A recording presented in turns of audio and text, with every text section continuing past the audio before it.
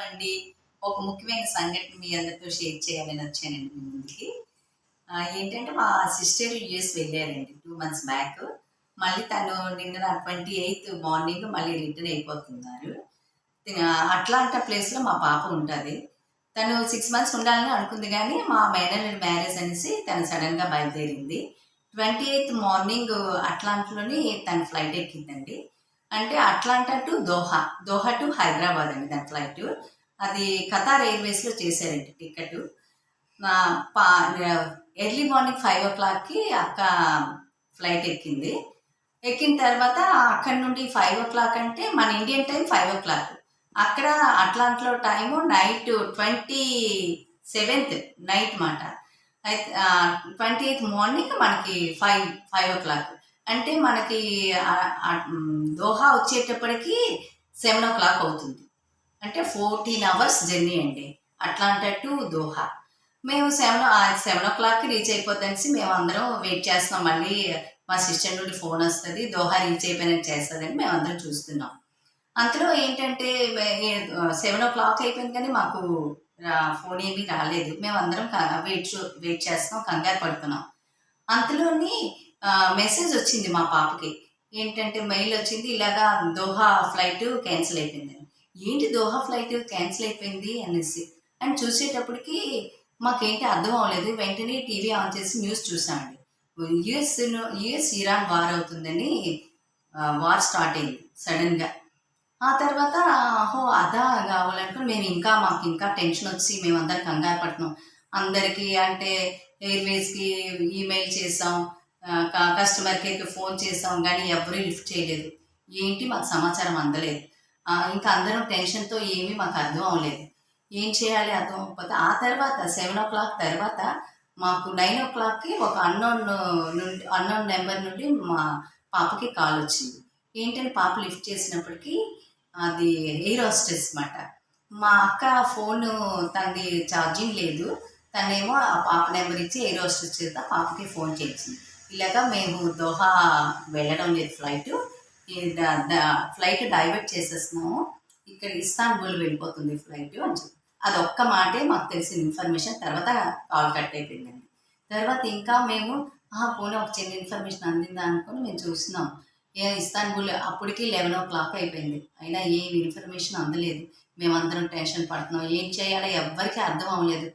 ఏం చేయాలంటే అప్పుడు ఆ అక్కది ఇంటర్నేషనల్ రోమింగ్ లేదు. వెంటనే బాబు ఇంటర్నేషనల్ రోమింగ్ చేశాడు. వెంటనే అక్కది మళ్ళీ 11:00 అయిపోయింది. 12:00కి కాల్ కనెక్ట్ అయింది.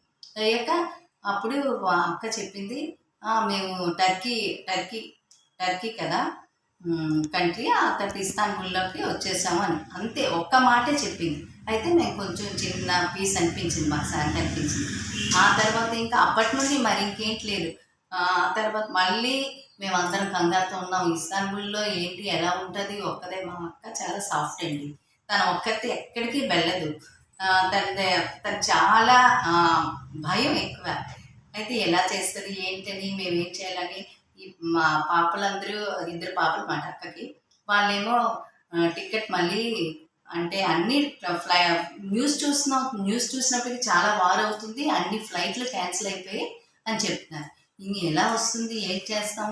అక్కడికి దాంట్లో మెసేజ్‌లో ఏంటుందంటే మీరందరూ మీ బ్యాగ్స్ అందరూ పాసెంజర్స్ అందరూ బ్యాగ్స్ కలెక్ట్ చేసుకోండి అని. ఇదేంటి ఎయిర్‌వేస్ వాళ్ళు ఖతార్ ఎయిర్‌వేస్ వాళ్ళు ఇలా వదిలేస్తున్నారా అనుకోని కస్టమర్ కేర్‌కి ఫోన్ చేస్తున్నాం, మెయిల్ పెడుతున్నాం గానీ ఎవ్వరూ పట్టించుకోవట్లేదు.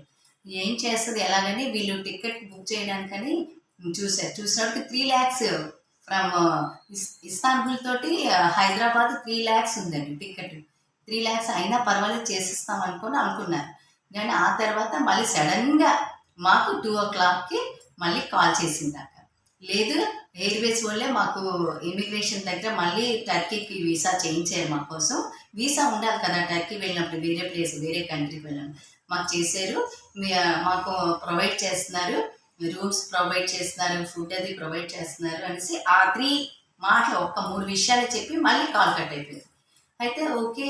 చేస్తున్నారు కదా అని మేము అనుకున్నాము. ఆ తర్వాత అప్పటికి 2:30 అయిపోయింది. మిడ్‌నైట్ అందరం తిరిగేసే ఉన్నాం. చాలా టెన్షన్‌లో ఉన్నాం. తర్వాత 2:30కి అక్క అగో నేను ఇక్కడ ఉన్నాను, పర్వాలేదు మీరేం కంగారు పడకండి, మా అందరికీ వాళ్ళు ప్రొవైడ్ చేసే రూమ్స్ అన్ని, నేను క్షేమంగా ఉన్నానని మా అక్క చెప్పిందండి. అప్పటి నుండి మాకు కానీ అక్కడి నుండి మళ్ళీ అయితే ఎప్పుడు మళ్ళీ స్టార్ట్ అవుతుందంటే లేదు 3-4 డేస్ వరకు ఫ్లైట్స్ రావడం ఇక్కడే మాకు ఇస్తాన్బుల్లోనే మేము ఉండిపోవాలనుకుంది. ఎలా ఉంటుంది ఏంటని మేము టెన్షన్గా ఉన్నామండి. మరి ఇప్పటి వరకు మాకు మెసేజ్ ఏమీ లేదు. ఎప్పుడు మళ్ళీ హైదరాబాద్ మళ్ళీ ఫ్లైట్ ఇస్తాన్బుల్ నుండి వస్తుందో మాకు తెలియదు. ఏంటంటే మనందరం ఇప్పుడు ఒకటి ముఖ్యమైన విషయం మనం గమనించుకోవాలి ఏంటంటే, మనం ఇప్పుడు అందరం 5 కంట్రీస్కి వెళ్తున్నాం. యూఎస్ ఏ కంట్రీకి వెళ్ళినా ఫస్ట్ మనం తెలుసుకోవాలి ఇంటర్నేషనల్ రోమింగ్ ఒకటి చేయించుకోవాలి మన ఫోన్లకి. నెక్స్ట్ మనం ఏ కంట్రీకి వెళ్తామో ఆ కరెన్సీ మనీ ఉంచుకోవాలండి, అది మెయిన్. ఈ రెండు మళ్ళీ ఫోన్ ఛార్జింగ్, ఈ మూడు ఉంటే మనం ఎక్కడైనా సేఫ్గా ఉండిపోగలమండి. అదొకటి. నెక్స్ట్ ఇంకోటి, కతార్ ఎయిర్వేస్ చాలా మంచి ఎయిర్లైన్స్ అండి. వాళ్ళు చాలా మంచిగా అంటే సేఫ్గా పాసింజర్స్ చూస్తున్నారు, అన్నీ ప్రొవైడ్ చేశారు. దానివల్ల అక్క సేఫ్గా ఉంది టర్కీలో. ఇప్పుడు కొంచెం మేము శాంతిగా ఉన్నాం. మళ్ళీ అక్క వచ్చాక అక్క ఏం చెప్తుందో అవన్నీ మళ్ళీ మీకు నెక్స్ట్ వీడియోలో పెడతానండి. ఓకే అండి.